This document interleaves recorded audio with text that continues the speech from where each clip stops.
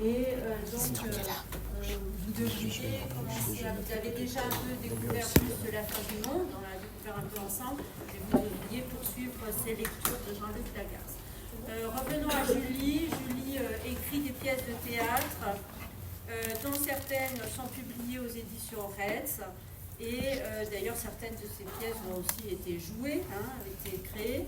Elle écrit aussi des poèmes. Elle est actuellement chargée de cours à l'université. Elle anime des ateliers d'écriture avec ses étudiants. Et dans les musées en particulier, mais aussi ici. Elle fait un travail très important au niveau de la diffusion de la poésie avec des lectures chorales, des participations à toutes les journées qu'on organise sur des poètes. Donc c'est quelqu'un d'extrêmement actif pour la diffusion et le partage de la poésie contemporaine. C'est ce dont on parle ce matin, c'est de partage. Et Julie est vraiment dans une forme de partage et d'action poétique. Voilà, on l'écoute donc aujourd'hui. Elle va nous parler donc de Timotheo Sergoy et je pense que le micro marche, on va mettre le micro pour la com et après pour les performances on le mettra peut-être pas puisqu'ils sont assez sensibles visiblement au bruit. Stéphane Géoris, dit Timotheo Sergoy, est originaire de Belgique. Son nom d'emprunt est l'anagramme de son nom de famille. Timotheo Sergoy crée la Compagnie des Chemins de Terre. Il parcourt plus de 25 pays avec des spectacles de rue, de marionnettes objets, le polichineur de tiroir, Richard le polichineur d'écritoire, Adam le polichineur de laboratoire, l'homme content de rien ou encore l'enfant cosmonaute. Il crée également le spectacle Ni cage, ni nid, qu'il définit ainsi. Un long poème au ton biblique et prédicateur sur le monde d'aujourd'hui, la création de son monde et son écroulement en 7 jours. Puis Poquetto, Poquetto, Poquetto, Poum, Poum, Poum, titre reprenant les 12 pieds d'un alexandrin qui mêle récitation de poèmes et histoire de la poésie. Timotheo Sergoy termine ses spectacles par « À vous », comme une invitation adressée aux spectateurs. Il considère en effet que tout le monde est poète et invite à en prendre conscience dans ses performances. Stéphane Géoris écrit un essai sur son expérience d'artiste de rue qui paraît aux éditions Transboréal en 2010, Le triomphe du saltimbanque. Il écrit également une biographie du poète Blaise Cendrars en 2014, Blaise Cendrars, brasier d'étoiles filantes. Nous retrouvons dans les poèmes de Blaise Cendrars, de son nom Frédéric Louis Saucer, l'importance du voyage, comme celui réalisé entre Moscou et Karbin dans la prose du Transsibérien. Je cite, « En ce temps-là, j'étais en mon adolescence, j'avais à peine 16 ans et je ne me souvenais déjà plus de mon enfance.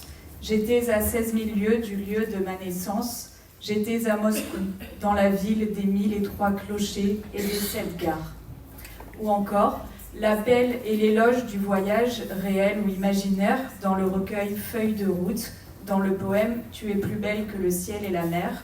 Je cite, « Quand tu aimes, il faut partir. Quitte ta femme, quitte ton enfant. Quitte ton ami, quitte ton ami. Quitte ton amante, quitte ton amant. Quand tu aimes, il faut partir. » La poésie apparaît alors comme une chaîne de transmission entre les poètes qui inspirent Timotheo Sergoy et l'invitation qu'il offre aux spectateurs, rejoignant ainsi ce qu'écrit Paul Éluard dans L'évidence poétique en 1939. Le poète est celui qui inspire bien plus qu'il n'est inspiré. De cette expérience d'artiste parcourant le monde, Timotheo Sergoy écrit plusieurs recueils. Il publie en 2010 le recueil de poésie voyageuse et éternellement amoureuse intitulé « Le tour du monde est large comme tes hanches » aux éditions Tétraslyre. En 2019, le recueil « Traverser le monde avec un sac de plumes » aux éditions Murmure d'un soir, composé de carnets de voyage accompagnés de dessins à l'encre et à la plume. Dans son dernier recueil, L'éclat du rire, paru aux éditions Transboréal, Stéphane Géoris retrace son expérience du voyage à partir du thème du rire. Le rire apparaît alors comme un lien, partagée par les humains, les règnes animal et végétal et les éléments. Je cite, « La mer que l'on croit habitée de larmes éclate de rire à chaque instant. Les corneilles que l'on pense faites de plumes éclatent de rire à chaque instant. Les forges que l'on imagine pesantes de plomb éclatent de rire à chaque instant. Et nos gorges que l'on sait faites de chair avalent les larmes en attendant le printemps quotidien de la farce du jour. » Les poèmes de Timoteo Sergoy permettent aussi de faire lien avec l'autre. Son expérience du confinement est relatée dans le recueil « Il faut que tu me comptes parmi nous », paru en janvier 2022 aux éditions Territoire de la Mémoire, à travers l'écriture de 50 poèmes linogravés écrits de mars à mai 2020.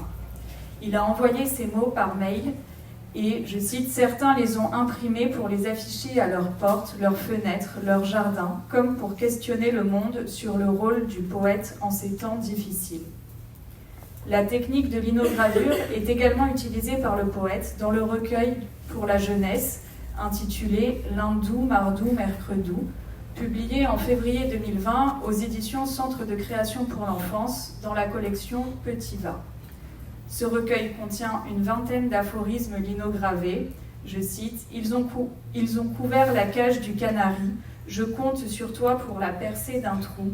Cela lui fera une étoile de plus au ciel. » Si la poésie peut s'envoyer par mail en temps de confinement, la poésie s'affiche aussi dans la rue pour le poète. En effet, il écrit ses poèmes sur des banderoles, à l'encre, sur des autocollants, dans la rue. Citons quelques exemples. Sans doute, la pub se fout de nous, sur une banderole affichée à Chalon-sur-Saône en 2023. Obéir n'a jamais changé le monde, sur des écussons brodés thermocollants en novembre 2025. Ne serions-nous pas nés pour vivre cet instant précis, sur une route en août 2024 ? C'est le printemps qui a raison et personne d'autre, sur un mur en mai 2024.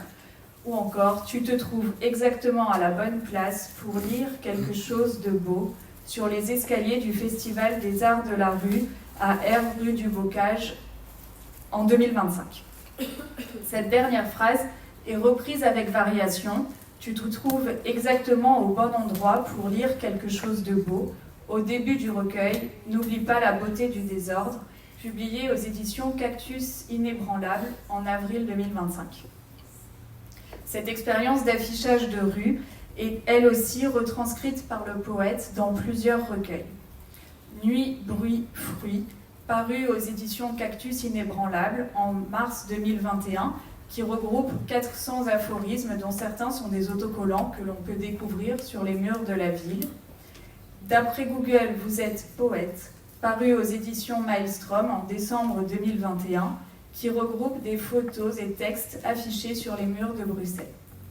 Timoteo Sergoy considère, je cite, qu'écrire sur les murs fait partie des tâches importantes du poète d'aujourd'hui. Il y a urgence.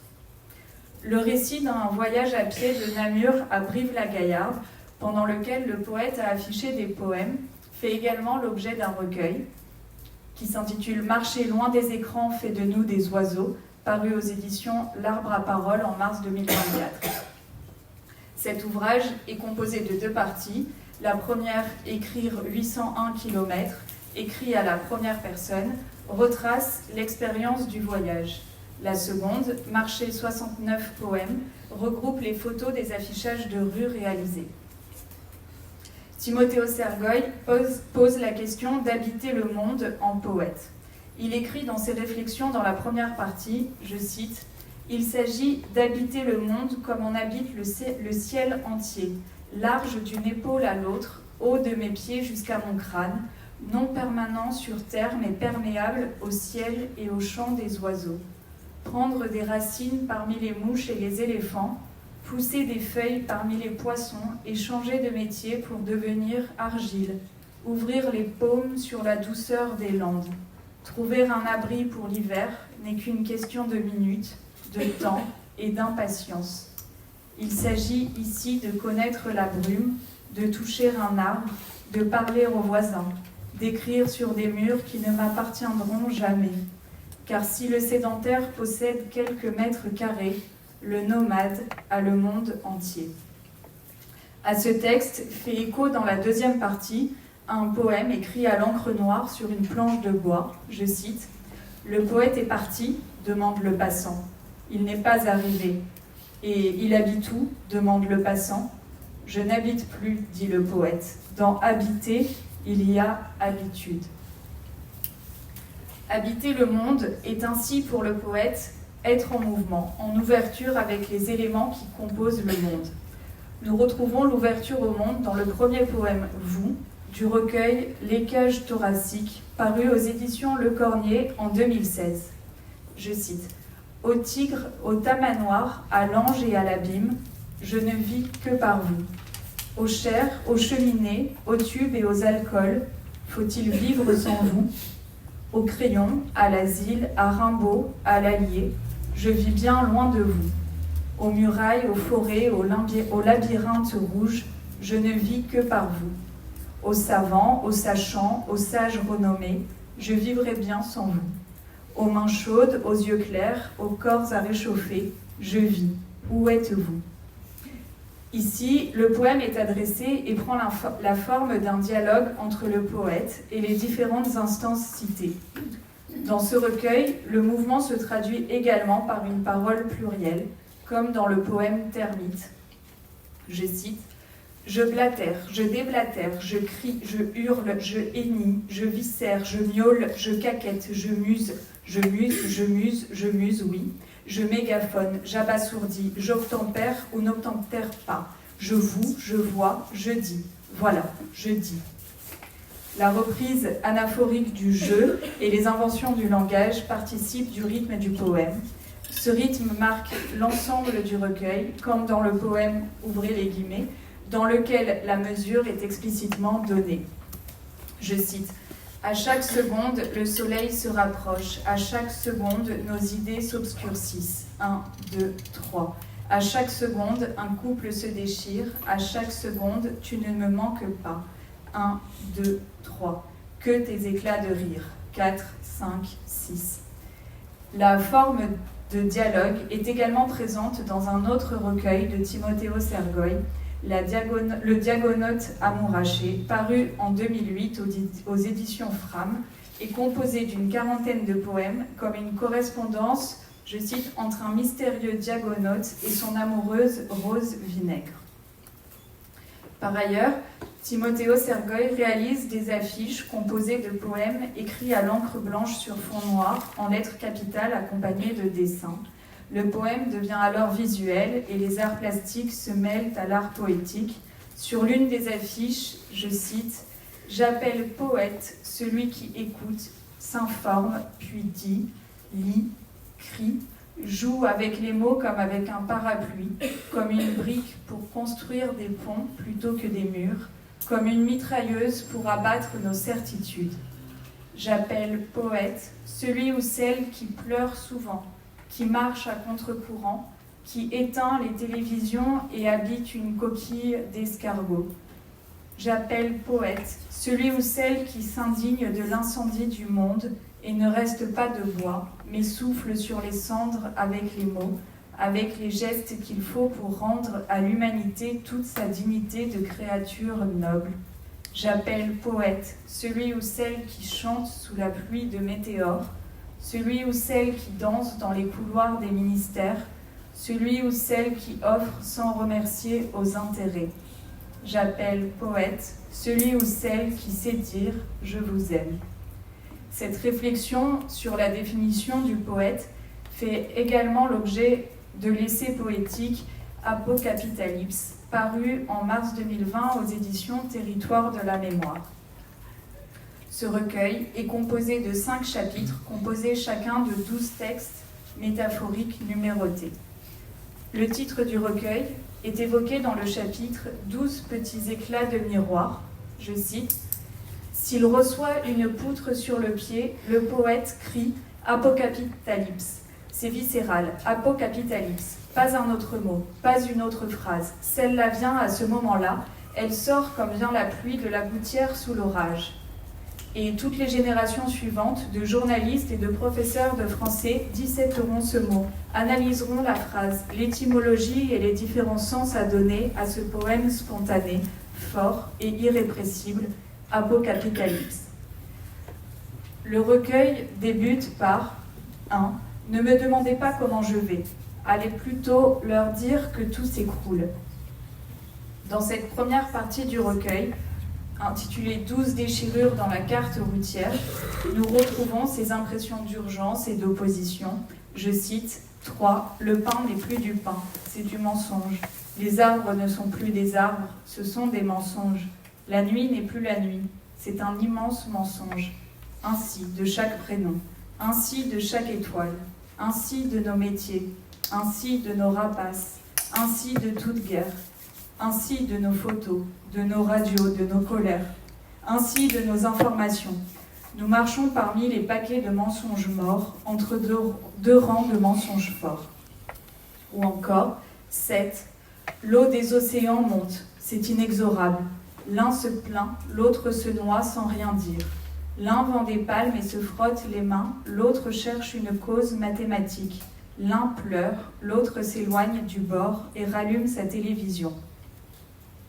Dans la troisième partie, boîte de 12 allumettes, je cite « Dans cet immense corps malade qu'est devenu l'humanité, il n'y a pas que des claviers usés, il n'y a pas que des mains fatiguées, il n'y a pas que des fronts plissés, il y a encore un cœur qui bat, rouge d'encre et de flots de rue, il y a 1000 cœurs qui battent, libres.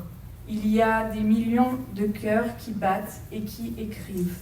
Ton cœur est une maison vide, peut-être, mais la ville est large et habitée de 10 millions de poètes. » Nous retrouvons l'idée présente dans les performances théâtrales consistant à considérer chacun comme poète, la poésie apparaissant aussi comme une manière de résister. À partir de ce recueil, Timothéo Sergoj a créé une performance théâtrale intitulée « Nous sommes une forêt de plumes » qui interroge la place du poète dans le monde d'aujourd'hui. À la fin de cette performance, Timothéo Sergoj demande aux spectateurs s'il y a un poète dans la salle avant de conclure que tous sont poètes, le spectacle se terminant alors par l'écriture collective d'un poème, puis la récitation du dit poème par les spectateurs-acteurs accompagnés de 2 musiciens. Dans un entretien avec Timothéo Sergoj, le poète nous a fait part de sa recherche d'une poésie, je cite, d'une poésie génératrice qui fait naître, qui donne, qui inspire. Sa démarche de création consiste alors à aller au-delà des livres pour que la poésie puisse trouver un autre espace et être en mesure de transformer le monde.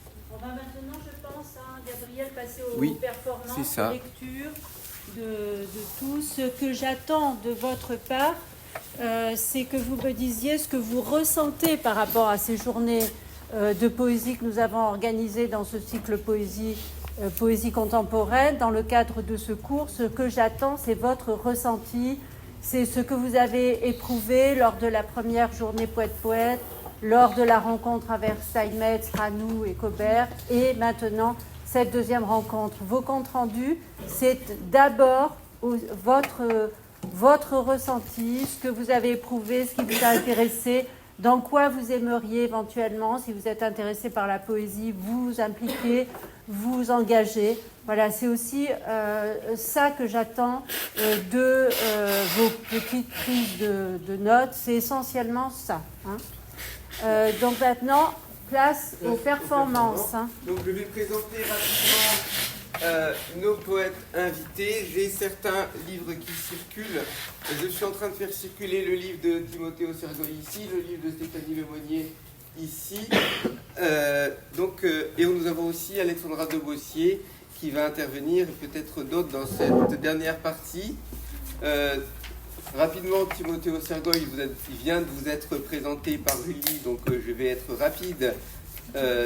Notre ami belge a beaucoup voyagé, il a une jeunesse marquée par beaucoup de rêves d'aventure, un début de vie dans le jonglage, le spectacle de rue. Et c'est cette jeunesse saltimbanque qui a nourri son écriture. Pendant 15 ans, il crée des spectacles de marionnettes, objets originaux et décalés. Il explore la littérature, la science, le quotidien à travers ses personnages. Et depuis 2005, il se consacre également à l'écriture. Il a à son actif une vingtaine à peu près, je pense, un peu plus, de recueils imprimés, de la poésie, des carnets de voyage, des essais, des aphorismes. Il travaille beaucoup avec la gravure, la linogravure en particulier, et sa démarche se nourrit de la rue, de la gravure, en plus d'autres inspirations littéraires. Il est intervenu lors des Journées Poète 2025, où il a proposé des performances poétiques et des ateliers de création, mêlant précisément écriture et gravure. Il a participé notamment à la randocriture d'Aiglun, événement final des Journées qui a réuni participants et visiteurs autour de la poésie en marche. Sa poésie tangible, visuelle, relie l'art du texte à la vie quotidienne avec beaucoup d'humour, beaucoup d'inventivité et beaucoup d'attention à l'autre. Parmi ses ouvrages, on peut citer, parmi les plus récents, Marcher loin des écrans, fait de nous des oiseaux, qui est l'un de ses plus récents. Stéphanie Lemonnier va intervenir aussi. Elle est performeuse, metteuse en scène, pédagogue. Ses recherches explorent le théâtre physique, l'anthropologie théâtrale, notamment au sein de la compagnie LR. Rien à voir avec un parti politique, rassurez-vous. Elle défend avant tout le plaisir et la joie du mouvement et du verbe qu'elle considère comme des revendications politiques essentielles à notre époque. Elle a été formée au Work Center de Jerzy Grotowski, où elle interroge le lien entre état modifié de conscience et pratique de l'acteur, danseur, performeur. Ses voyages initiatiques en Amazonie auprès des communautés Shuar, Quechua et Yawanawa, ainsi que son séjour au Gabon pour le rituel Bitoui, nourrissent son écriture et ses créations scéniques. Son texte publié, Dans son ventre il y a une forêt, s'inspire de ses expériences et a donné lieu à la création des ambulatoires in situ qui tournent depuis 2019. Stéphanie Lemonnier a soutenu un master art de la scène. Elle est également titulaire de diplômes de théâtre et d'écriture. Elle donne des laboratoires de théâtre physique en France et à l'étranger. Et donc on va lui laisser également la carte blanche dans un moment qui s'annonce unique. Alexandra de Bossier fait également partie des poètes qui ont répondu à l'appel de ce colloque. Elle est intervenue lors de l'édition 2025 des Journées Poète, d'abord à travers une magnifique exposition à Breil-sur-Roya, où au sein de la chapelle, elle avait accroché plein de choses. Ça a donné lieu à un très beau vernissage. Une exposition en lien également avec des peuples traditionnels, avec une recherche spirituelle intéressante. Et elle a également habité la petite maison de poésie où elle a installé son petit univers en laissant beaucoup de choix aux visiteurs. Elle rendait le visiteur acteur en lui demandant de choisir entre des senteurs, des objets, des mots, et tout cela pour aboutir à un petit voyage, décrocher une petite bulle poétique en dehors des vicissitudes du quotidien. Alexandra de Bossier s'inspire des Uni Queen, une ethnie située entre le Brésil et le Pérou, et elle fait également référence aux transcognitives auto-induites, les TCAI, pour produire une poésie proche du haïku. À présent, donc, Timothéo Sergoy, Stéphanie Lemonnier, Alexandra de Bossier, je vous invite à venir pour cette carte blanche et vous faites ce que vous voulez. Pas trop fort. On a bien compris, pas trop fort. Je vais passer par là. Je t'en prie. Bonjour.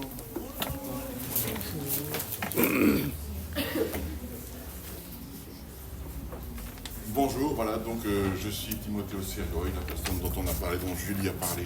Merci Julie. On apprend plein sur moi. Mais la première chose que je voulais faire avant de passer la parole aux autres et de parler tous ensemble de poésie, c'est de tout d'abord définir la poésie. C'est quoi la poésie? On est là à l'université, on a plein de définitions différentes. Moi, j'en ai une que j'aime bien, que je tiens d'un groupement de poètes belges, parce que chez les Belges, on est un peu fou, qu'on aime ça. Et que, pour nous en tout cas, la poésie, c'est très précisément c'est-à-dire à partir du moment où oui, mais c'est, alors quand ça, et forcément, ça comme ça, c'est ça, et là, ça, alors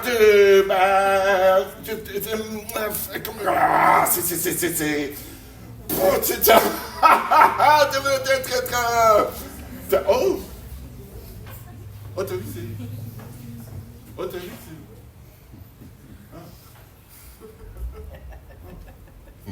Yes. bon, voilà. J'ai tout compris. Comme ça, hein, J'ai tout compris. comme ça, on sait de quoi on parle. Et la deuxième question qu'on se pose quand on lit un poème, j'ai l'habitude, moi, d'écrire sur les murs, en effet, on l'a dit, je me des affiches un peu partout et je fais un peu de la poésie un peu partout, mais on ne comprend pas toujours. Et donc la première question qu'on se pose, enfin la deuxième question, après s'être dit c'est quoi la poésie, c'est mais que nous dit le poète? Le poète ou la poétesse, bien entendu, qu'est-ce que ça veut dire tout ça? Que nous dit le poète? Eh bien ça, je ne sais pas. Voilà, merci beaucoup. Si, non, attendez, si, heureusement. J'ai avec moi un livre. Un livre. Objet formidable, magnifique. Un livre que j'ai pris totalement au hasard dans ma bibliothèque, qui compte tout de même 2 livres, donc un dictionnaire. Et dans ce livre, comment ça s'appelle? Ça s'appelle « Mieux vaut en pleurir ». Ça ne veut rien dire, c'est sûrement de la poésie. Et qui a écrit ça? Timoteo Sergoy, d'accord, bon. Ce type a un ego démesuré. Et je prends une page totalement au hasard. Celle que j'ai cornée, comme ça je ne me trompe pas, et je lis en me disant, tiens, mais que nous dit le poète? Je lis une phrase au hasard, et peut-être qu'on aura une réponse à cette question. Alors, je veux changer le monde. Ouais. Ça commence très mal.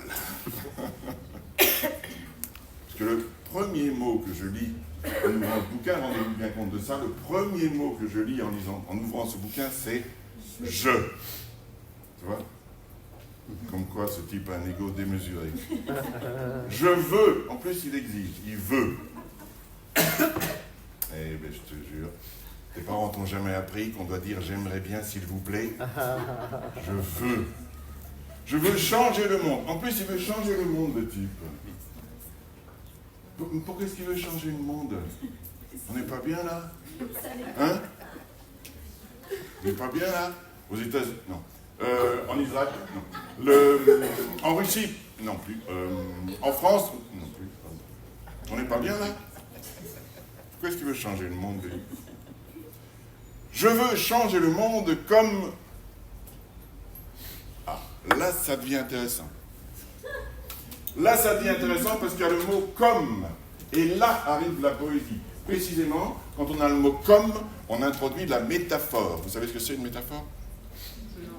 Non. Une métaphore. Bon, j'explique. La métaphore, du grec « méta » qui signifie métal et « fort » qui signifie forer, la métaphore est une petite chose qui permet de percer le métal.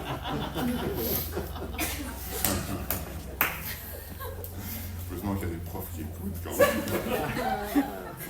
Je la resservirai, c'est très bien. Hein? Je la resservirai. Non, pas du tout. La métaphore, c'est une image, une comparaison. Il faut tout vous apprendre. Une comparaison. Donc attention, voici la métaphore, voici la poésie qui arrive. Je veux changer le monde comme un nageur voudrait changer la direction d'un paquebot.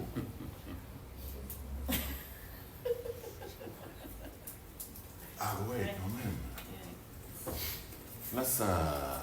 Là, ça métaphore fort. Hein. Je veux changer le monde comme un nageur voudrait changer la direction d'un paquebot.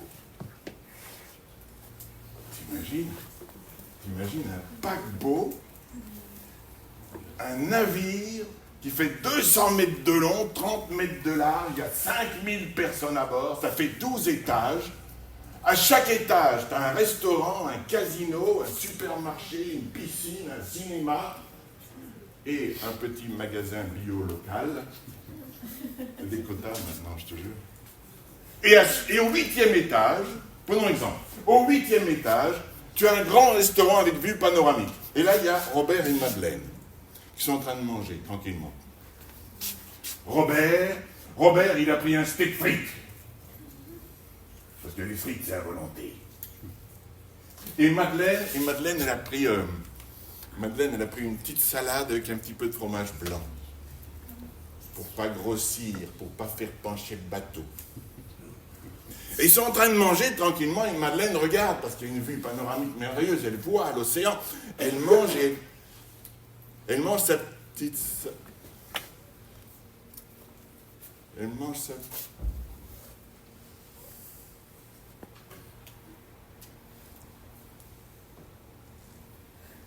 Robert,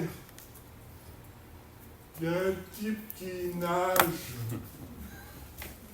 Et Robert, il est là, il mange son steak avec ses frites.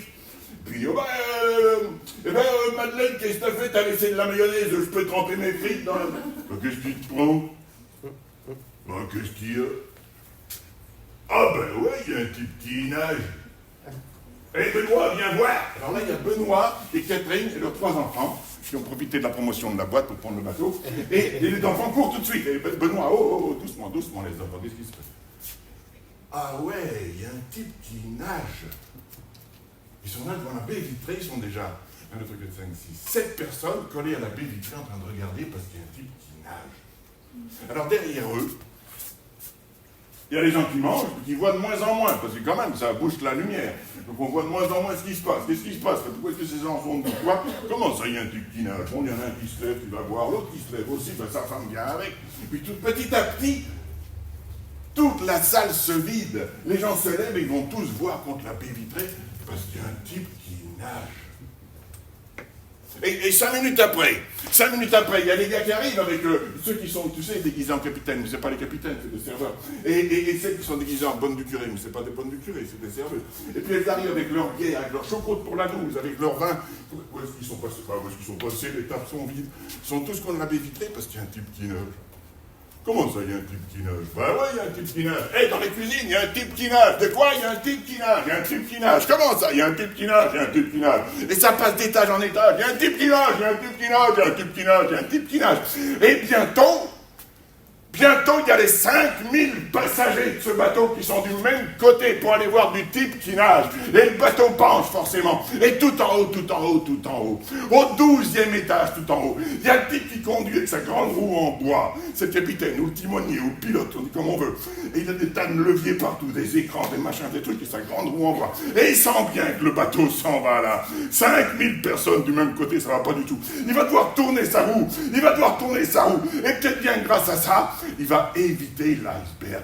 Grâce au type qui nage. Et le type qui nage, c'est le poète, t'as vu? Le type qui nage, c'est le poète. Il a réussi à faire tourner le paquebot, t'as vu? C'est ça. Une métaphore fort.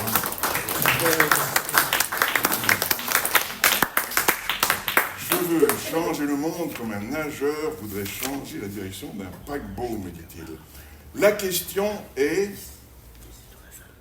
Ça, c'est bien, ça. La question est, c'est vachement intéressant parce que les poètes aiment bien poser des questions. Et ils n'ont pas de réponse, les pauvres. Attends, un exemple. Être ou ne pas être? Vous savez qui a dit ça? Hein? Ah ben oui, voilà, William Shakespeare, bravo. Un autre. Dis, quand reviendras-tu? Barbara, la chanteuse Barbara, magnifique. Il y en a plein. Est-ce ainsi que les hommes vivent? Personne? Aragon. C'est Louis Aragon qui l'a écrit. Après, Léo Ferré l'a chanté, Lavilliers l'a chanté aussi, mais c'est Louis Aragon qui l'a écrit. Et toi, qu'est-ce qui te fait exister? Ah, il y a un truc qu'on a dit tout à l'heure. Grande poétesse belge. Et toi, qu'est-ce qui te fait exister? Laurence Vielle, évidemment. Bon, alors une question, attention. Je reprends depuis le début. Je veux changer le monde comme un nageur voudrait changer la direction d'un paquebot, me dit-il. La question est, est-ce que je nage dans la mer ou dans la piscine du bateau?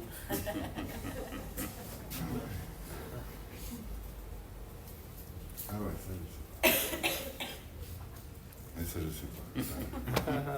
Je vais pas répondre. Voilà. Merci à vous. On fait chacun son tour. Merci.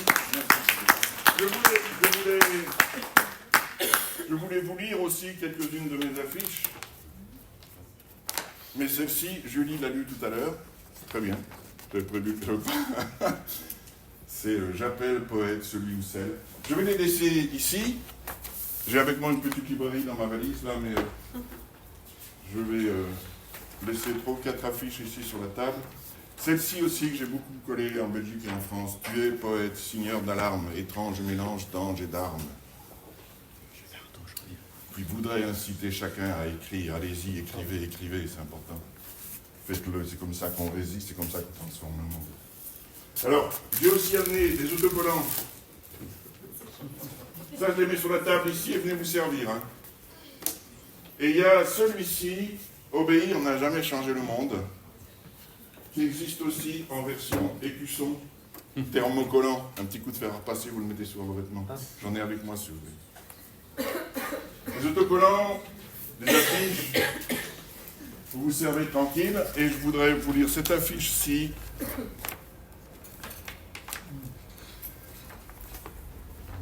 Avec le profil d'un clown. C'est un hommage aux clowns et aux amuseurs, qui s'intitule « Discours sur l'importance des grimaces et des baisers, prix Nobel de la clownerie monumentale ». Je veux remercier des gens qui sont morts. Il sort le papier de sa poche. Mais ils sont morts. Alors il jette le papier. Je veux surtout remercier tous ceux qui sont vivants de l'être restés jusqu'ici. Je voudrais embrasser chacun d'eux, chacun de vous, que chaque œuvre d'art soit un baiser aux êtres vivants et que chaque baiser soit une œuvre d'art pour quelqu'un. Je porte le nez rouge des grands enfants qui saignent. C'est pourtant le monde qui perd son sang.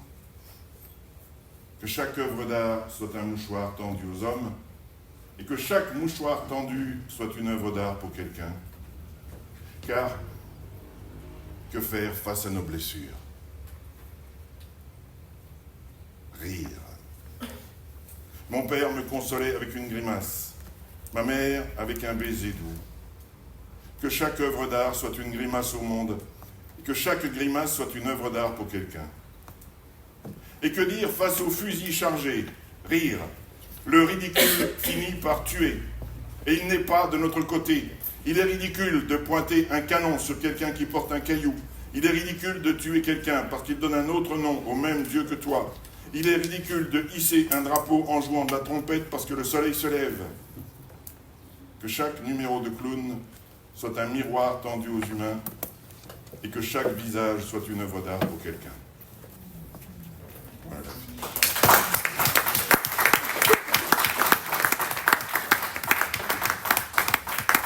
Voilà, merci beaucoup.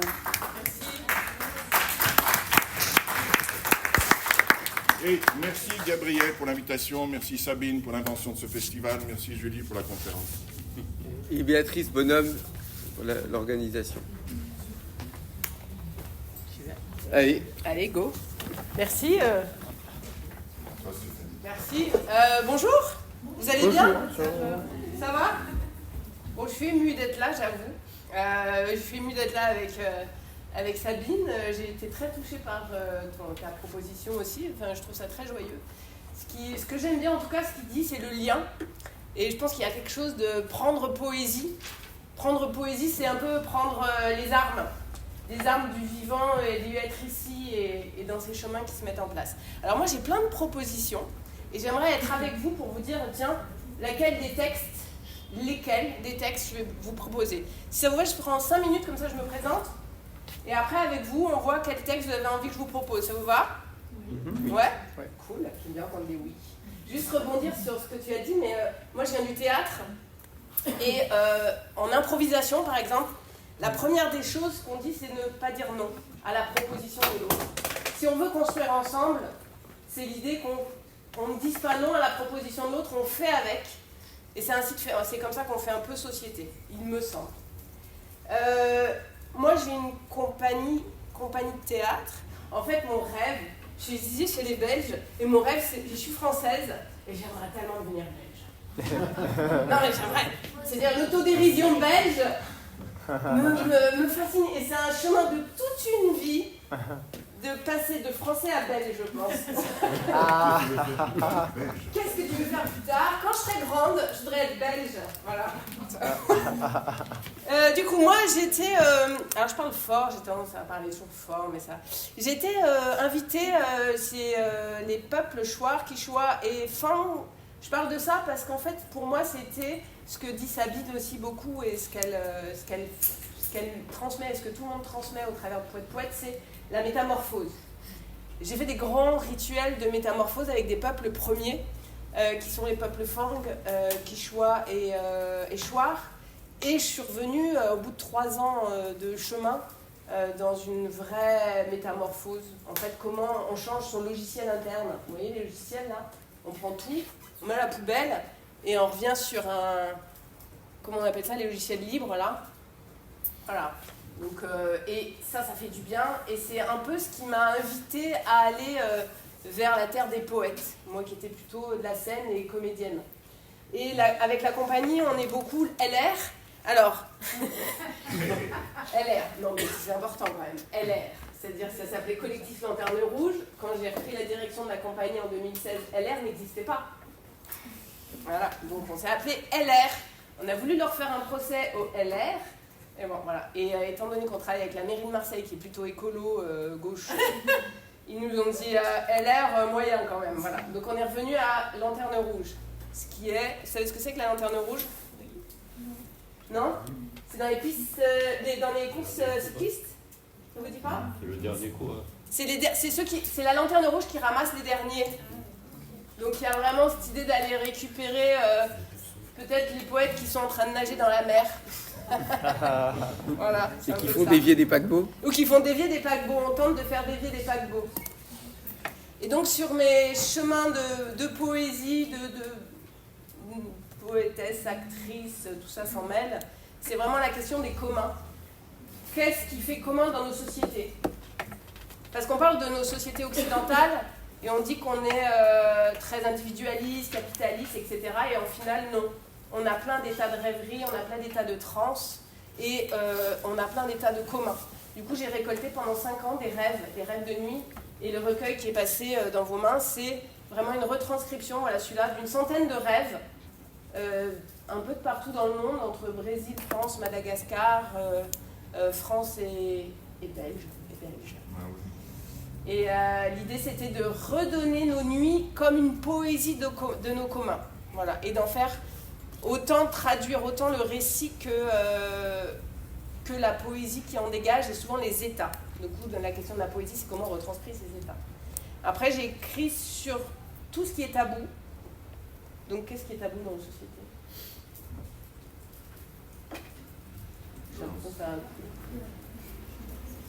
L'érotisme, parce que je me dis que dès qu'on veut cacher des trucs, c'est qu'il y a des choses essentielles dedans. C'est la question de l'érotisme. Et il y a la politique. En fait, le politique, souvent, c'est comme s'il était évidé. Et je fais des performances de ministres. Alors, j'ouvre plein de nouveaux ministères complètement ouf.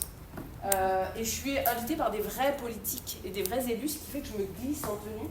Et j'ouvre un nouveau ministère utopique avec des vrais discours. J'ai pris le discours de Sarko et tout, mais je les caviarde d'autres choses. Voilà. Et là, le dernier ministère, avec Sabine, on était ensemble, que j'ai ouvert, c'est le ministère de l'Éducation populaire pour les journées d'éducation populaire. Et donc, le 1er janvier 2026, il va y avoir plein de super choses. première journée, toutes les semaines, une journée sur l'otium. C'est ce que c'est l'otium? C'est le travail. Hein? C'est le travail. Non, Non. c'est le loisir. Justement, c'est le loisir. C'est le négociant. Citoyen. Voilà, l'otium, c'est justement le temps libéré pour faire ensemble démocratie participative. Il y a une heure par jour payée par la sécurité sociale pour juste vagabonder. Voilà. Et en mai prochain, avec Sabine, je vais ouvrir le ministère de la Poésie, donc je vous l'enverrai. Voilà, c'est juste pour dire un peu ces chemins sur lesquels je bosse. Alors, je vais vous lire des textes. J'en ai plein. Est-ce que vous avez un désir, un rêve un peu érotique Et là, j'écris sur les futurs désirables. C'est-à-dire, comment on casse nos fucking dystopies, d'accord, pour rentrer sur comment, ensemble, on construit des futurs désirables pour qu'on puisse avoir le désir d'y aller. Parce qu'actuellement, on se prend que des murs dans la gueule et on n'arrive pas à savoir vers quoi on veut aller. Enfin, je me trompe ou pas? Vous savez vraiment où vous voulez aller, là? Hein? Vous savez? Vous avez envie d'aller où? Hein? Au Brésil? Hein? En Belgique. Si on faisait tous un quart d'heure, puis on va en Belgique. Tu nous accueilles? C'est le paradis. Magnifique, laisse-moi avec le pouvoir. C'est génial. Voilà, donc j'écris aussi des textes là sur lesquels qui ne sont pas encore publiés, qui va être la deuxième partie après Shift, les rêves, c'est sur nos futurs désirables. Et je fais des assemblées de futuristes où ensemble on reconstruit nos imaginaires pour penser futur désirable. Voilà, donc j'ai plein de questions sur ouvrir et c'est une perf qu'on a fait avec Sabine aussi à Marseille. Vous voulez quoi? Alors, le futur désirable, c'est bien. Futur désirable? Ouais. Il y a d'autres souhaits? C'est bien. Tu as le discours du Sarkozy qu'a regardé? Oui, oui. Et je l'enverrai. Alors, futur désirable. J'ai tellement été pauvre, peu cher, était en prison, peu chérette. Alors, futur désirable, C'est très bien. c'est très bien. Ah, c'est très bien. Vous allez bien? Très bien. Allez, futur désirable, c'est bien, c'est pas ce que j'avais prévu. Mais si, c'est le début du texte.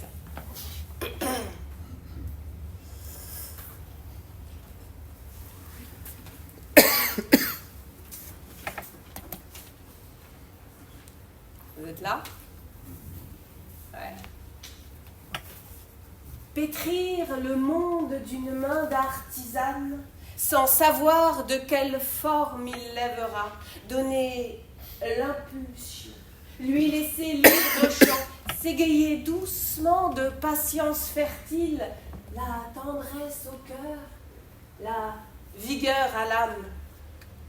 Le verbe façonne, le mot tronçonne, la langue harponne, colle parfois, déglutit et s'époumonne, dire enfin ce qui compte à ceux qui comptent. S'époumoner, redonner souffle vibrant, s'ériger en colonne de vertébrés dans la douceur de nos axes, dans la force de nos pas. Écoutez les commissures du monde, le verre danse dans nos bouches, vie et mort, alliance de nos impossibles, ne pas s'échapper du pas, ne pas s'échapper du pas. Fougueuse la langue de trépas, celle de nos avidités, Maya, lointaine Maya, si proche. Nerveusement, attelons-nous à la langue, humidifions-la de la bave du cheval furieux, empêché par le mort. Mot après mot, le poème nerveusement survient, surgit de sa cache, nous empoumonne, s'active, librement refait place. Ouais. En 2025, nous allons bien? Vous allez bien en 2025? En fait, je crois que tu vas bien en 2025? Ouais, tu vas bien en 2025. Ben ouais, et Sabine, tu vas bien? Et Béatrice, tu vas bien? Comme on peut, comme on peut. Eh ben oui, évidemment que nous allons bien. Nous allons bien, nous épousons, nous convolons en libre noces nos contradictions. Nous, artisans du verbe, nous, poètes des imaginaires en action, nous, humains, humaines, pétris de cette condition de mortels, outrageusement vitale, pétris de cette âme au pouvoir faire, au devoir faire, au devoir de pouvoir faire, et surtout, surtout, surtout, au pouvoir de ne plus devoir.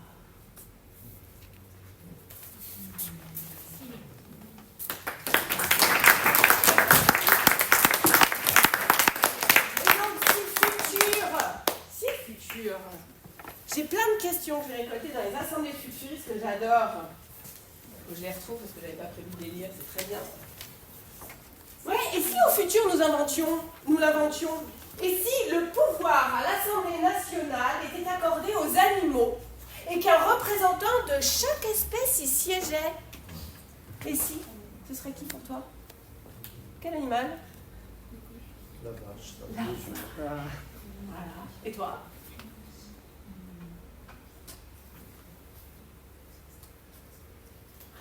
Un animal à l'Assemblée nationale. Ah, tu n'avais pas écouté. Comme ça, je l'aime. Ouais. Le loup. Quelqu'un d'autre? Quoi d'autre? Le cochon. Ah, très bien, le lombric.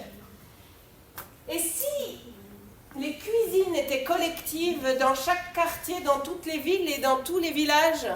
Et si le Covid, si Covid avait déclenché une épidémie d'empathie? Et si les résidences secondaires devenaient des lieux collectifs de sieste? On en aurait pas mal, hein, surtout ici à Nice, non? Et si nous pouvions apprendre le langage hanneton, lombric, vache, baleine, choisiriez quoi? Pardon? Baleine. Ça s'est dit avec la force de la baleine. Et si nos maisons étaient des organismes vivants qui pourraient nous virer si nous ne collaborions pas avec? Et si c'était la maison qui choisissait ses habitants?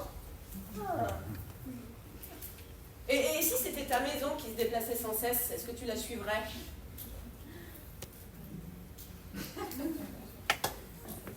Ça se questionne. Et si on embauchait des araignées dans chaque structure pour aider des gens à tisser des liens? Non. Ah non. Ça venait du cœur. Ah, non. Et si nous changions de boulot dès que l'indice bonheur n'est pas assez élevé? On change, hein. Et s'il y avait une agence du bonheur, d'évaluation du bonheur au travail? Hein? Et que si l'indice bonheur n'est pas assez élevé, paf, on est obligé de partir. Alors, ce futur-là, ça vous tente? Pas mal.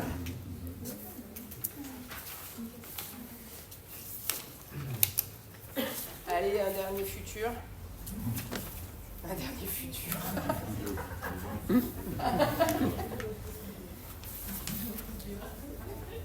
Et si... J'aurais des images. Tu les mets sur le site. C'est pour la caméra. Elle a fait coucou à la caméra, si on pouvait la filmer, ce serait bien. Je peux me mettre avec elle. Et si futur, c'était ça. Et si futur est au présent? Alors, je décide ici et maintenant devant vous tous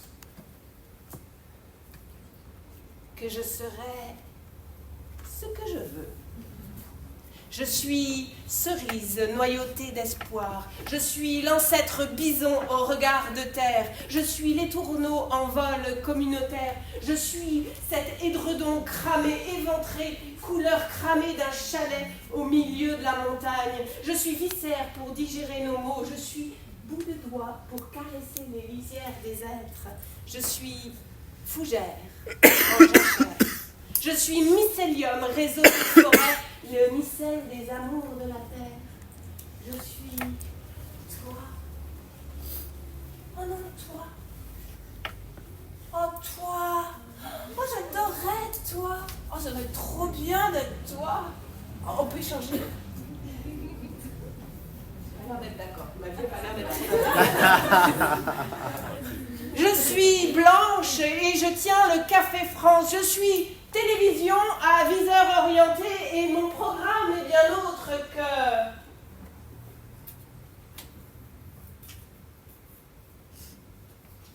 Je suis Hélène M.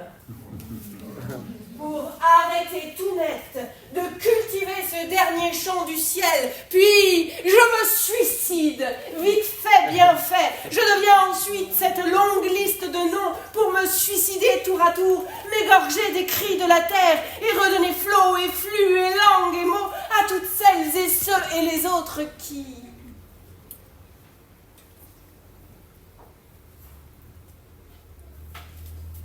Et puis, si au futur je suis ce que je veux, alors je suis Timothée. J'y arrive enfin. Merci.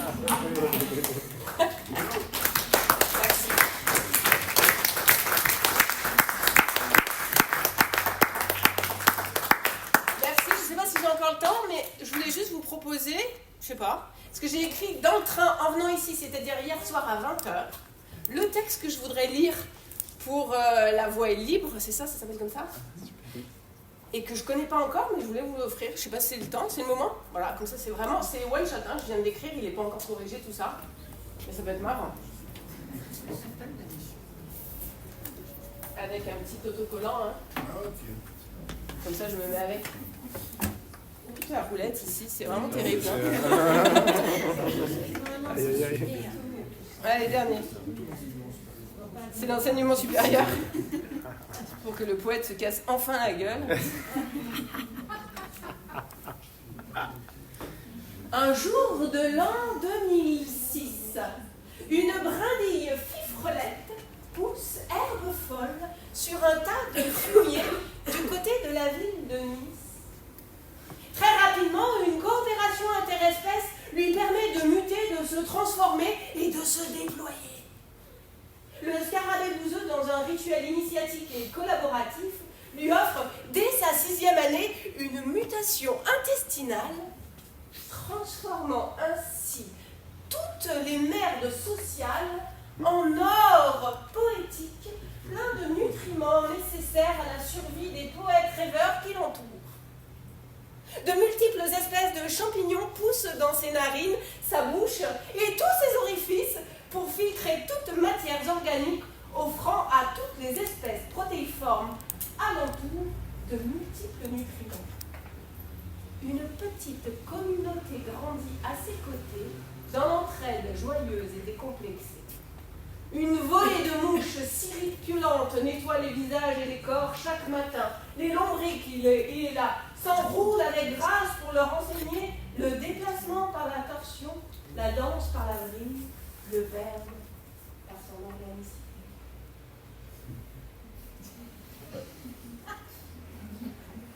Au fil des ans, tous les animaux végétaux et minéraux alentours viennent déposer, transformer des nutriments pour enrichir la terre-mère de... Le fumier se cultive par couches chaudes et offrant ainsi, au gré des saisons, des espaces de chaleur tempérée. À force d'échanges, d'écoute et de nouveaux nutriments, les frontières des langages s'effacent, les savoirs se déduisent, se rhizoment, le parler humain devient terre pauvre sans subtilité. Le réseau racinaire et champignonnaire, le RCC, poète, devient le plus grand réseau jamais créé, inspire les savoirs et les transmet à celles qui l'entendent. Ce qui était un microcosme poétique se propage et s'amplifie. Les rafales de vent répandent les effluves, les nuages les font rayonner, les insectes les pollinisent, les frontières s'effacent et toutes celles qui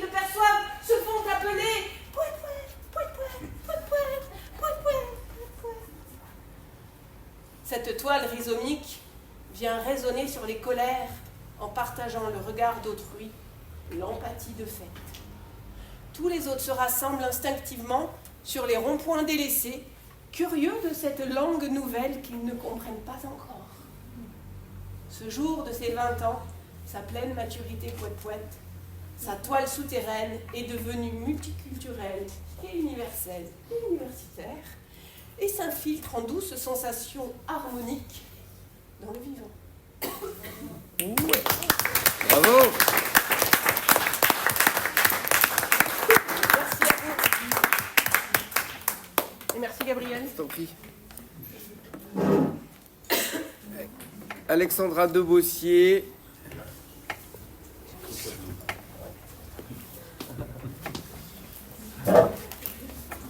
Bonjour. Alors moi, merci à Stéphanie Sergoy. Je suis un peu moins performeuse. Alors moi, je suis très très émue d'être là parce que il y a exactement 20 ans, je recevais un appel téléphonique de Sabine. En 2006, je me revois dans ma chambre, sur mon lit, en train de me proposer de créer la première boîte aux lettres d'amour. De toutes les boîtes aux lettres d'amour des poètes. Donc je l'ai installée à la Poste Wilson et le 14 février, effectivement, pour la Saint-Valentin. Les passants étaient invités à y déposer des mots, des poèmes, enfin, tout ce qu'ils voulaient. Et on faisait l'ouverture du printemps avec la lecture par des comédiens de tous ces messages.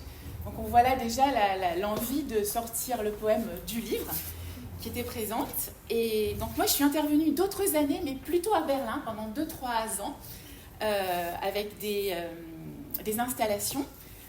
Donc comme je disais tout à l'heure, recouvrir des troncs d'arbres de cœur pour que les passants y écrivent leurs initiales, leurs poèmes, etc.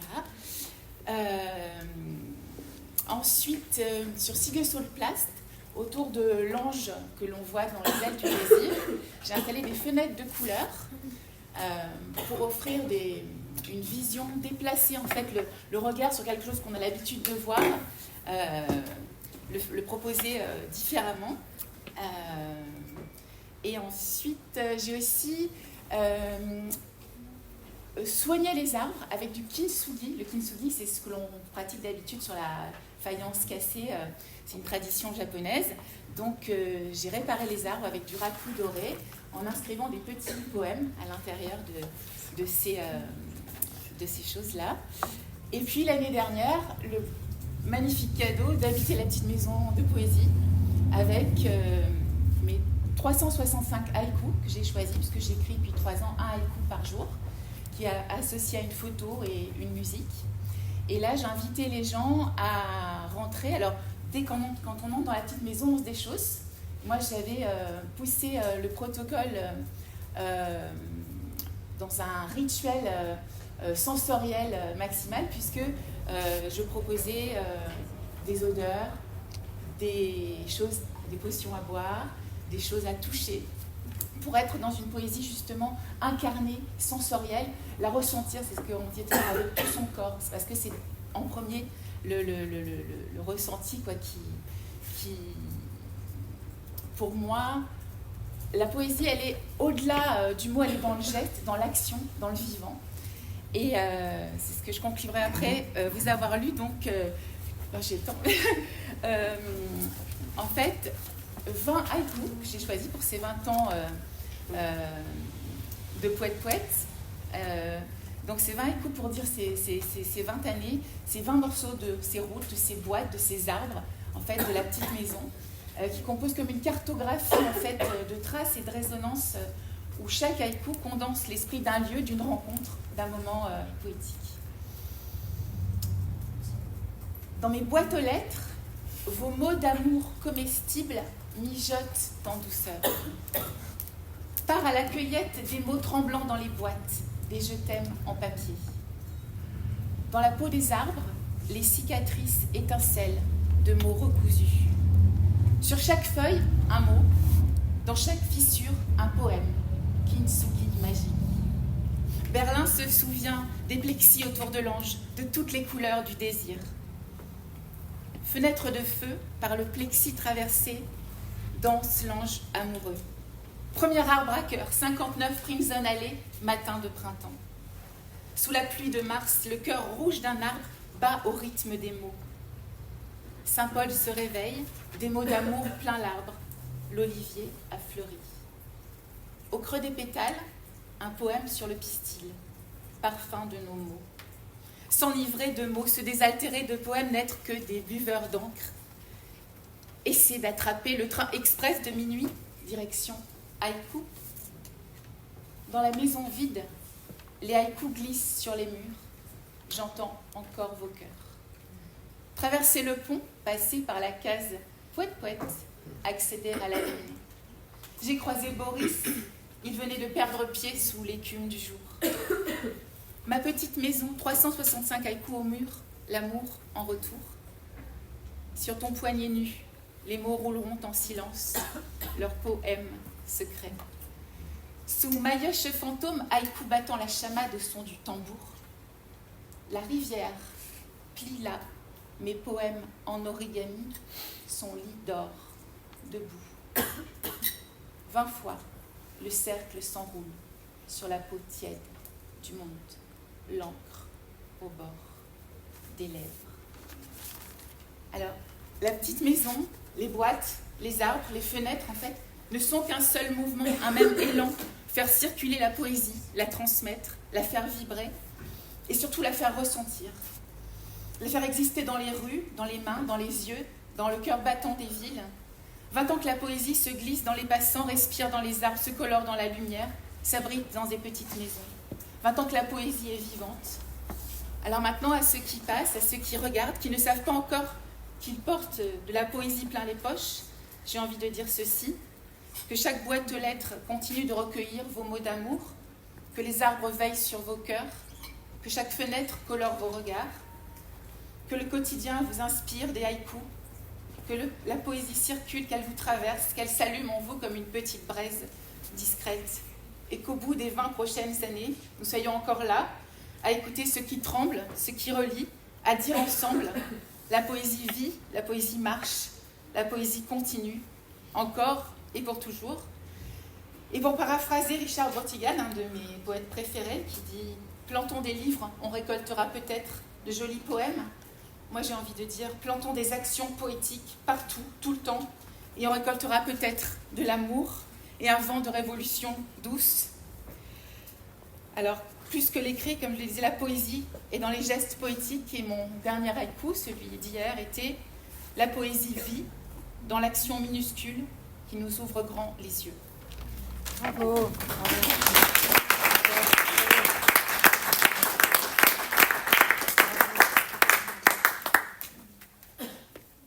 Bien, on va donc conclure cette deuxième journée poète-poète. J'espère qu'il y en aura d'autres dans les années à venir.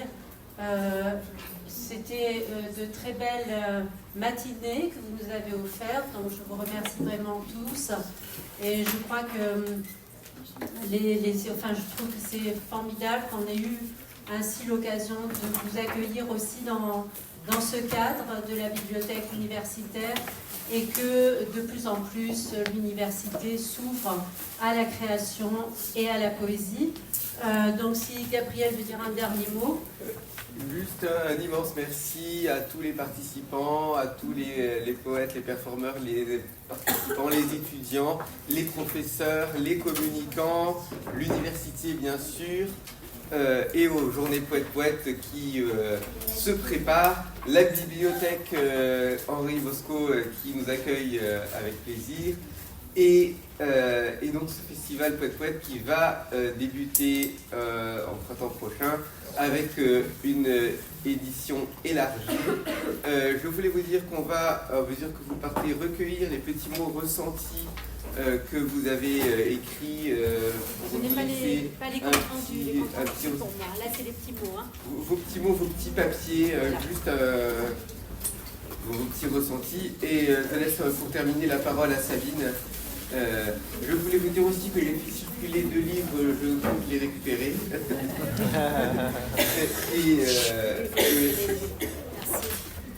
Merci à vous tous. Alors, juste encore 5 minutes. 5 minutes pour dire merci. Merci Béatrice. Voilà, Béatrice Bonhomme, Gabriel Rossi ou Vittorio. Voilà, vraiment, merci beaucoup d'avoir permis cela, voilà, de faire aussi découvrir notre action, nous permettre aussi de se dire, bah oui, ça va faire 20 ans. Parce que et donc de faire un peu comme un bilan, mais forcément, ça nous aide aussi à poser un regard sur ce qui a été fait, et puis aussi sur un futur désirable qu'on aimerait pour aussi ces journées. Donc vraiment un grand merci. Et je retiens l'émotion, elle est très grande. Merci. J'ai beaucoup entendu parler de la Petite Maison de Poésie. J'avais envie de vous dire que la Petite Maison de Poésie va fêter ses 5 ans et qu'elle a rejoint une fédération de maisons de poésie. Je crois que je l'ai déjà dit il y a 15 jours, mais j'avais envie de le redire. Et parce que voilà, on est heureux qu'on ait pu être accueillis comme ça dans cette fédération. Vous rappelez aussi qu'il y a des petits bouts de papier où vous pouvez y laisser un mot ressenti, un dessin, et qu'on les collecte très volontiers. Vous pouvez les laisser sur la table avant de sortir. Que ça vous est possible aussi, si vous en avez le temps, de nous rejoindre. Nous, on va pique-niquer. C'est ouvert. On peut aussi avoir ce temps d'échange totalement informel. Il fait beau, oui c'est ça, donc il y a ces bulles là, un peu rigolotes, on peut peut-être se retrouver là-bas. C'est vraiment une invitation offerte pour tous, en espérant ne pas dire de bêtises. Voilà, vous rappelez aussi donc ce concours, où là il y a cette boîte, qu'on va voir si on peut l'installer à la bibliothèque universitaire.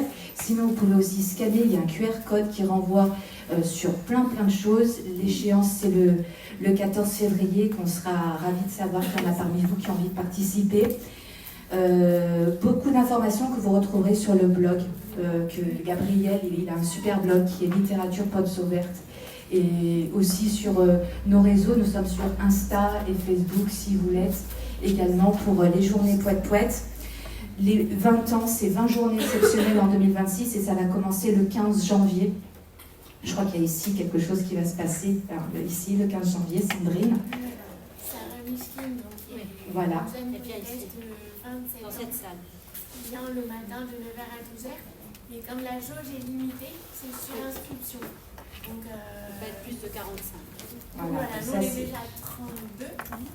Ok, donc il ne reste pas beaucoup de place. Si vous avez un bouteiller, il faut écrire à sandrine.mondin@cliniqueaudature.fr. Voilà, donc il y a ça. Et le soir, nous, on va faire la fête. Vous êtes conviés à venir avec Marc-Alexandre Bambé, qui est un poète slameur, romancier, qui a été aussi parrain il y a plusieurs années des Journées Poète et qui veut ouvrir le bal de ces journées anniversaires. Ce sera au Bistrot Poète. Je ne sais pas si vous connaissez ce petit bistrot. Voilà, il y aura aussi un micro ouvert. C'est aussi l'occasion de dire et de rencontrer. Et peut-être qu'il sera là, peut-être aussi, on verra, on va essayer d'organiser ça. Et vous dire aussi, pour terminer là-dessus, que la poésie c'est toute l'année, et qu'ici il y a des personnes aussi qui font vivre la poésie, qui la font circuler sur Nice, où c'est possible de venir écouter, échanger, partager. Je pense à Ariel avec ton engagement auprès d'Embarquement Poétique. Tu veux nous rappeler les jours? Je peux pas te dire, mais il y a le troisième jeudi. Oui, c'est ça. Vendredi, je suis désolée. C'est vendredi? Ah non, c'est vendredi. Oui. C'est le troisième? Oui. Troisième vendredi de chaque mois, au Bistrot Poète également. Voilà. Et puis. Et en janvier, au Bistrot Poète, il y aura des lectures d'un très très grand poète de la région. Daniel Bida, bien sûr, qui auront lieu le 16 janvier, le lendemain du 15. Et nous d'ailleurs, nous en ferons aussi, nous le dirons également ce jour-là, pour le signaler. Et puis Jean-Baptiste... Moi j'anime les premiers jeudis des mois, quelque chose qui s'appelle des banquets poétiques, et qui est au collectif Diable Bleu, 29 route de Turin. J'ai 2 ou 3 tracts. Voilà. Sans oublier que la veille, à la Cave Romagnan, il y a le... Oui, ne pas oublier la Cave Romagnan, parce que Pascal Giovannetti était là il y a 15 jours, et donc il nous salue tous. Il n'a pas pu venir aujourd'hui, il habite dans le Var. Et là aussi, il y a la Cave Romagnan, premier mercredi de chaque mois. Paul Laurent avec les 10 du lundi aussi, il y a régulièrement... voilà. En fait, vous l'aurez compris, il y a beaucoup de choses. La poésie circule, et si vous écrivez, vous avez envie de dire c'est possible, vraiment. Et puis sinon, aussi d'écouter et de partager. Merci.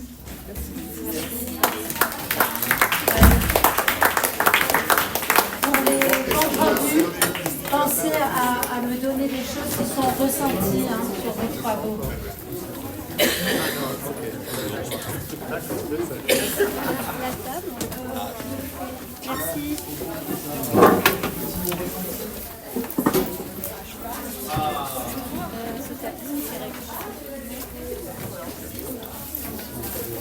Alors, on va devoir ranger les chaises.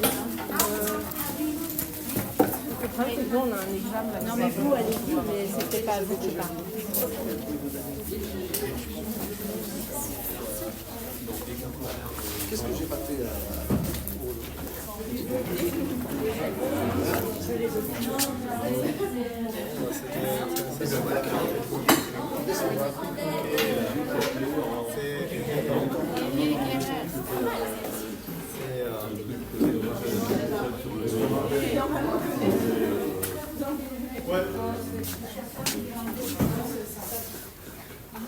Ah, c'est le mien celui-là? Ouais. Très bien. Tu sais que c'est le tout premier exemplaire acheté. Ah, Le premier lecteur. waouh. Ah, j'aurais fait de la bibliographie, mais tu m'as interrompu. Ah, pardon. C'est pas grave. S'il y avait un message capital de ma vie ou que j'allais mourir demain, je ne pourrais pas l'éviter. Bon. Tu seras le coupable. C'est ça.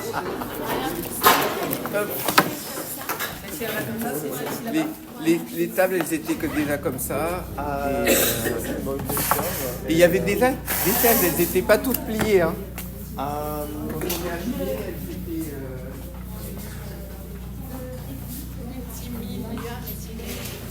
tac.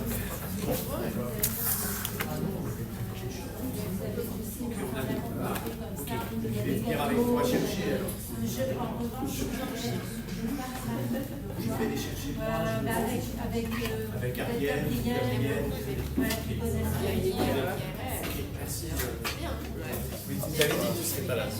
Et oui, c'est pour ça, mais j'ai prévu qu'il y ait de quoi compléter votre pique-nique. Tu restes avec Ariel. Oui, je reste. Alors, dans le frigo, il y a des boîtes pour vous, avec des boissons qui sont prévues pour compléter votre pique-nique. Ça marche. Si vous avez froid, vous pouvez rester avec tous ces autres manger après. Sinon, on peut aller sur les bulles, comme Et tu as le- parlé, Sabine. et le Je suis obligée de partir, je vais à Paris. Là. Ok, ça va. Safe travels, comme on dit en anglais. En tout cas, c'était top. Merci beaucoup. C'est pas de refus, ouais. Comment on laisse la salle tout ce qui est là aussi? Oui, c'est juste les tables qui restent autour bleues. D'accord. Tous les autres doivent être rangés dans le coin. Et qu'est-ce qui doit être rangé dans le coin? Sur les chaises. Il faut enlever. Ah, d'accord, mais voilà. Oui, je vais le remettre. Je suis en train de l'enlever. Non,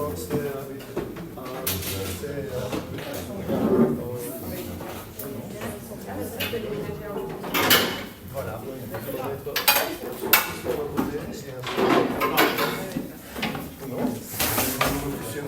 Merci.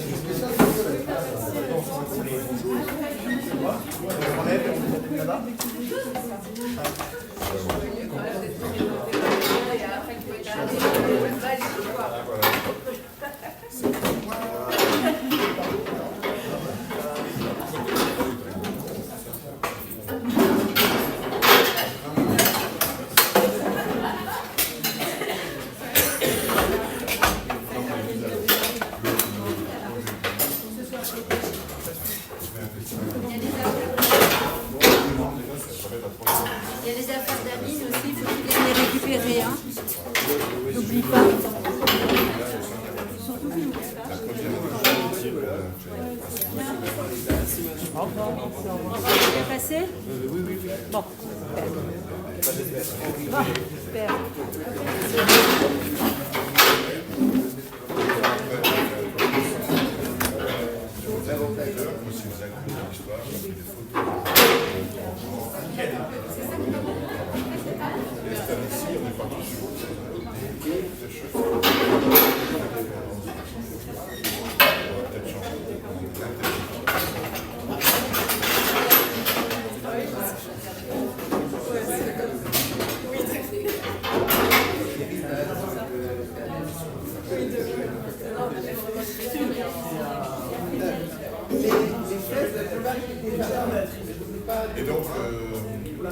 On va faire 3 jours.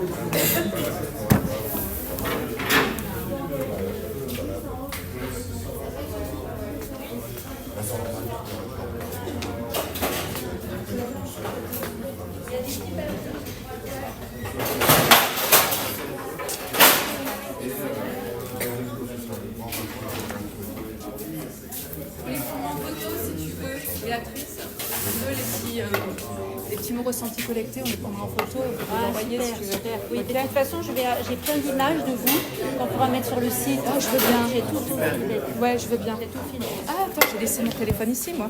Ah bah oui.